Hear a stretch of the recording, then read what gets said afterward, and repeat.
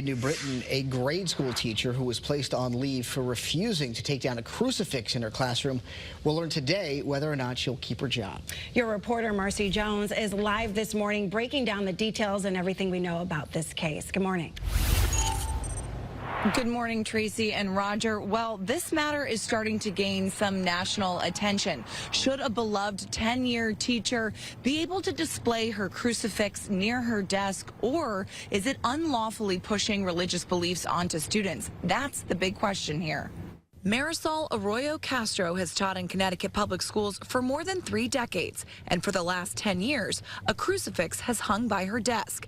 That is until early December, when she was placed on paid leave after the school's administration asked her to remove the cross from students' sight, claiming it violated federal and state laws, which require public schools to remain neutral on religious matters.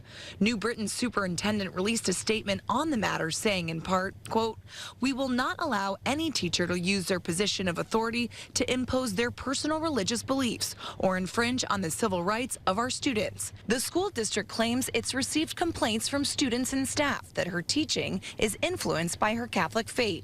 Castro's lawyer says if they don't reinstate her, they'll take this to court. They have never said you're injecting religion into your teaching. It has only been about that cross being at her personal workspace.